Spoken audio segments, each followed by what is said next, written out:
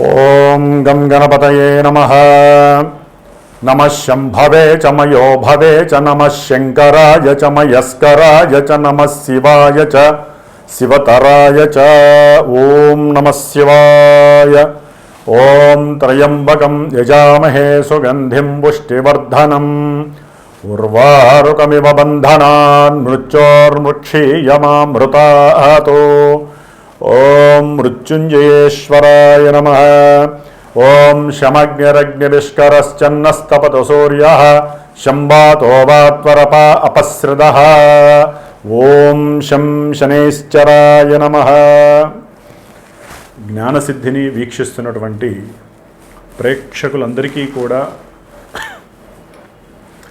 శని భగవంతుడి యొక్క అనుగ్రహముతో ఈ 135 రోజులు అనగా జూలై 27వ తేదీ నుండి డిసెంబర్ 11వ తేదీ వరకు కూడా ఈ 135 రోజులు మన యొక్క భూమి మీద శనైశ్చరుని యొక్క వక్రగతి సందర్భముగా ఆయన యొక్క పాపపు కిరణాలు అత్యంత వేగవంతంగా చాలా ప్రతికూలమైనటువంటి పరిస్థితుల్ని కలుగజేసేటటువంటి స్థితిగతుల్లో మనందరము కూడా కర్మలని అనుభవించడానికి సిద్ధంగా ఉండాలి. కాబట్టి ఆ ఈశ్వరుడు హనుమంతుల వారు శనైశ్చరుని యొక్క అనుగ్రహము పరిపూర్ణంగా కలగాలని ఆశిస్తూ ఆశీర్వదిస్తూ మరి మనకి మేషరాశి నుంచి ద్వాదశ రాశులైనటువంటి మీనరాశి వరకు కూడా ఏ ఏ రాశుల వారికి ఈ యొక్క శనిగ్రహ వక్రత్వ ప్రభావము ఏ విధంగా ఉంటుంది, మరి ఈ రాశుల్లోనే కొంతమందికి ఏలినాటి శని ప్రభావము, అష్టమ శని ప్రభావము, అర్ధాష్టమ శని ప్రభావము, ఈ విధంగా శని యొక్క ప్రభావాన్ని ఎంతోమంది ఎన్నో రోజులుగా మరి ఆయన యొక్క వేదనకి గురై, ముఖ్యంగా కొంతమంది వారి యొక్క జన్మజాతక రీత్యా ఈ శని మహర్దశ జరిగేవాళ్ళు, శని మహర్దశలో రాహువు, రాహు మహర్దశలో శని, అట్లాగే శని మహర్దశలో శుక్రుడు, శుక్ర మహర్దశలో శని, శనిలో కేతువు, కేతువులో శని, ఈ విధంగా పాపగ్రహాలు శని కుజ, శని రాహు, శని కేతు, శని రవి, ఈ గ్రహాల యొక్క దశలు అంతర్దశల్లోనూ, శుక్రుడి యొక్క అంతర్దశల్లోనూ దశల్లోనూ ఈ యొక్క శని యొక్క ప్రాబల్యము అత్యంత మరి ఘోరాతి ఘోరమైనటువంటి ఎన్నో భావాలని ఆయన యొక్క కండిషన్లోకి తీసుకొని నానా రకాలైనటువంటి ఆటంకాలు, ఇబ్బందులు, ప్రతిబంధకాలు, సమస్యలు, తట్టుకోలేనటువంటి మానసికమైనటువంటి విచార దోషాలను కలుగజేసేటటువంటి శని భగవానుడు మరి పాపగ్రహమై, ఒక గ్రహము ఎప్పుడైతే పాపగ్రహమై వక్రిస్తుందో అది ఇంకా పాపత్వాన్ని ఇస్తుందని మన యొక్క శాస్త్రము తెలియజేస్తోంది. అయితే ఇక్కడ ఒక చిన్న విషయాన్ని గ్రహించాలి. మనకి జన్మరాశి అనేటటువంటిది మానసిక ప్రభావాన్ని మాత్రమే కలిగి ఉంటుంది, కలుగజేస్తుంది. కానీ జన్మజాతకము అనేటటువంటిది మనం పుట్టినటువంటి ప్రదేశం ప్రకారం, మనం పుట్టిన సమయం ప్రకారం, తేదీ ప్రకారము ఒక లగ్నము ఆచ్ఛాదనై, ఆ లగ్నం నుంచి ఈ శని భగవానుడు 1వ స్థానమా, 2, 3, 4, 5, 6, 7, 8, 9, 10, 11, 12 ఈ ఏ భావాలకి ఆయన ఆధిపత్యం కలిగి ఉన్నాడు, శుభగ్రహ భావాలకి అశుభగ్రహ భావాలకి ఆధిపత్యం పట్టి ఉన్నాడా, దీన్ని కూడా లెక్కలోకి వేసుకుంటూ మరి ఆ లగ్నం నుంచి ఈ శని యొక్క సిచ్యువేషన్స్ ఏమిటి, ఏ భావాల్ని ఆయన ఆధారపడి ఉన్నాడో గోచారంలో ఆ భావాలకి తగ్గట్టుగా మానసిక విచార దోషాలని కలుగజేస్తాడు ఈ శని భగవానుడు.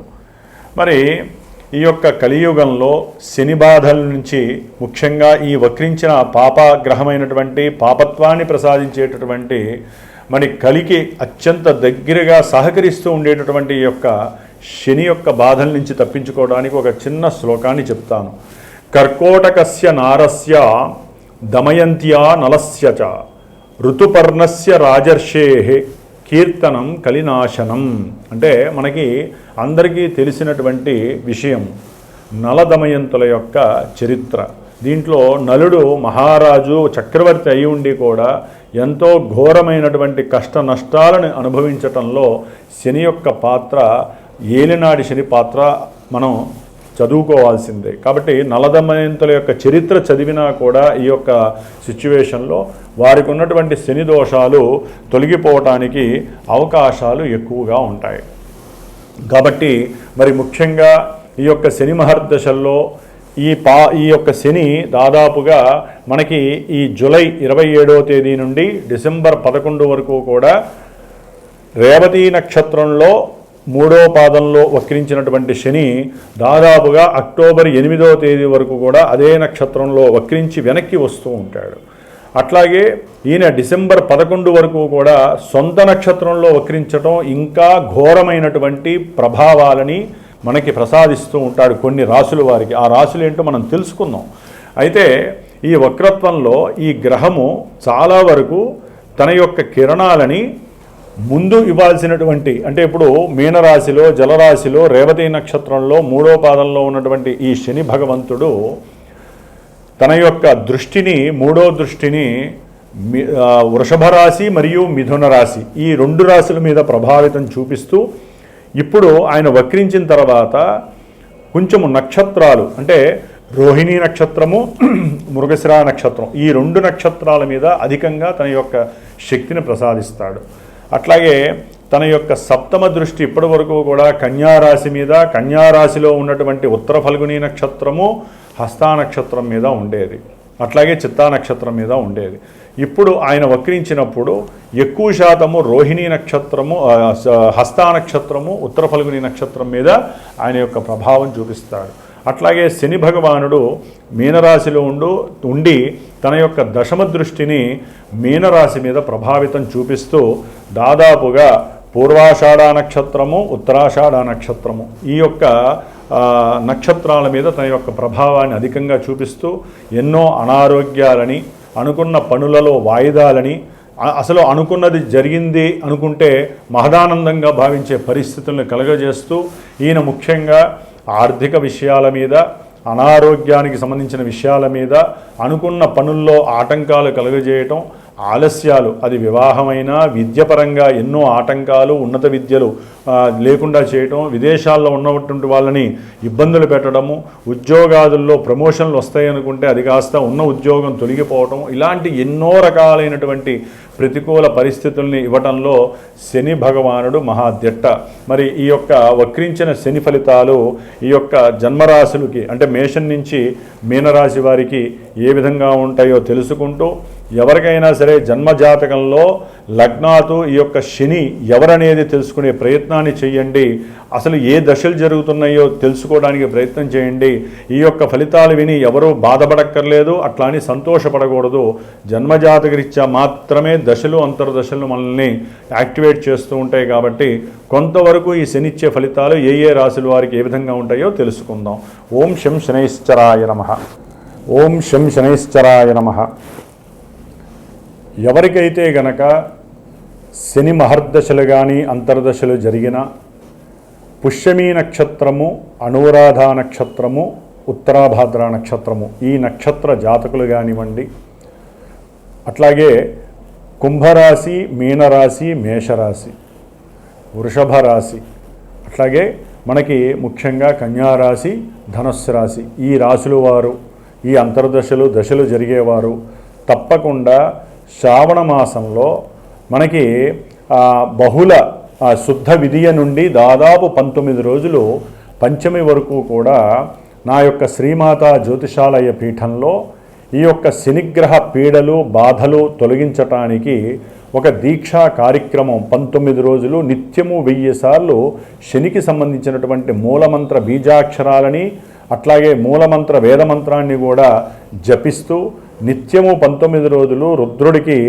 శనిగ్రహ పాశుపత రుద్రాభిషేకాన్ని ఆచరిస్తూ ఎవరైతే ఈ యొక్క శని బాధలు అనుభవిస్తున్నారో, ఇప్పుడు చెప్పబోయేటటువంటి కొన్ని రాశుల వారికి ఏ విధమైనటువంటి సమస్యలు అయితే కలుగుతున్నాయో ఆర్థికంగా, విద్యపరంగా, కళ్యాణపరంగా, అట్లాగే ఉద్యోగపరంగా, వ్యాపార రీత్యా, సంతానపరంగా ఆలస్యాలు కానీ ఆటంకాలు కానీ జరుగుతున్నాయో వారు గనక నా యొక్క పీఠానికి ఫోన్ చేసి సంప్రదిస్తే గనక విశేషముగా ఈ 19 రోజుల్లో నేను చేసేటటువంటి ఈ యొక్క జపాన్ని, విశేషమైనటువంటి పాశుపత రుద్ర అభిషేకాన్ని, ముఖ్యంగా ఎవరైతే ఈ యొక్క కార్యక్రమంలో తమ యొక్క గోత్రనామాదులు ఇచ్చి పాల్గొంటారో వారికి శనిగ్రహ రక్షా కవచాన్ని విశేషంగా ప్రసాదించి ఈ 19 రోజుల్లో ఒకరోజు మందపల్లి స్వామివారి యొక్క దివ్యక్షేత్రంలో ఆ స్వామివారి దగ్గర ఆ యొక్క రక్షా కవచాల్ని చక్కగా స్వామివారికి అభిషేకంలో ఉంచి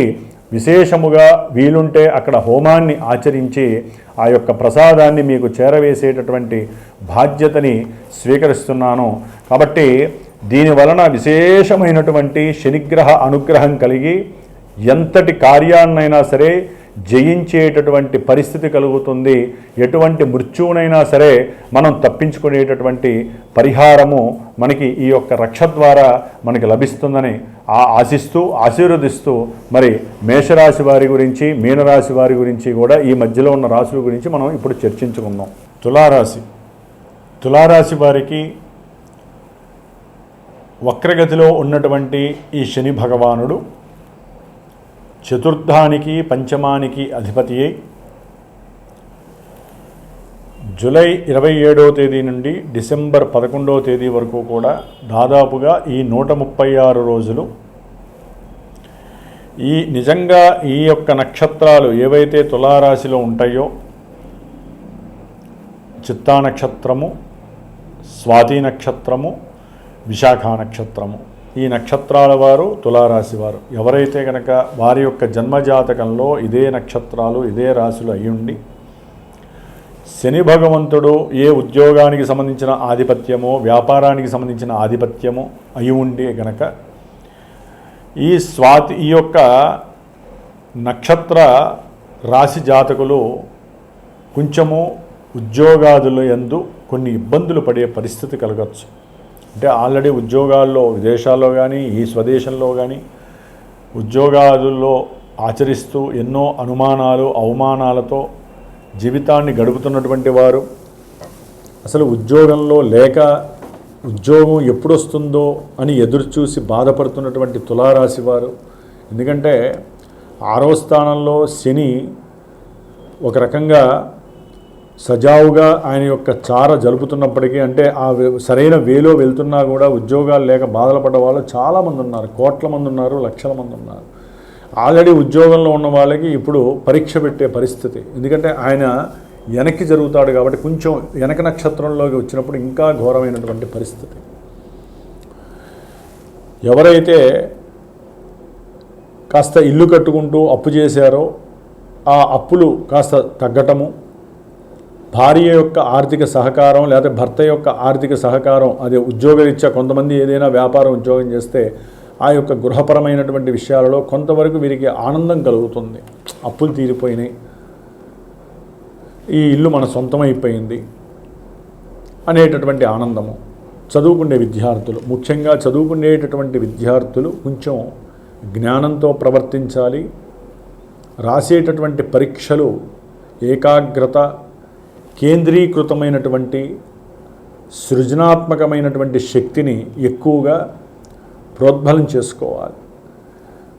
ఎందుకంటే శని మహాబద్ధకాన్ని ఇస్తాడు. అనుకున్న సమయానికి ఉద్యోగానికి వెళ్ళకపోయినా ఉద్యోగంలోంచి తీసేస్తారు. అనుకున్నది సమయానికి మీరు వెళ్ళి ఎగ్జామ్స్ రాయకపోయినా చదువుకి సంబంధించిన కొన్ని ఉద్యోగాలు ఉంటాయి హై ప్రొఫెషనల్స్గా, అవన్నీ కూడా మంట కలిసిపోతాయి.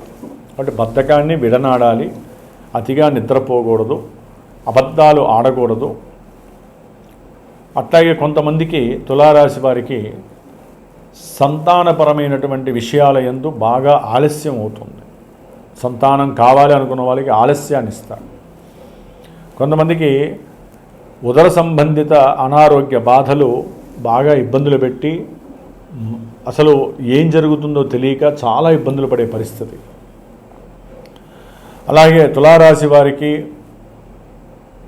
ఉద్యోగంలో కొంతమందికి తొలగిపోవటం, అంటే ఉద్యోగాల్లోంచి బయటపడిపోవటం, ప్రమోషన్లు వస్తాయి అనుకుంటే అది కాస్త వీళ్ళకి ఇష్టం లేనటువంటి ప్రదేశంలో తీసుకువెళ్ళి వేయటము, దాని ద్వారా వీరికి ఇక్కడ వచ్చేటటువంటి ధనం కన్నా తగ్గిపోవటం ధనము.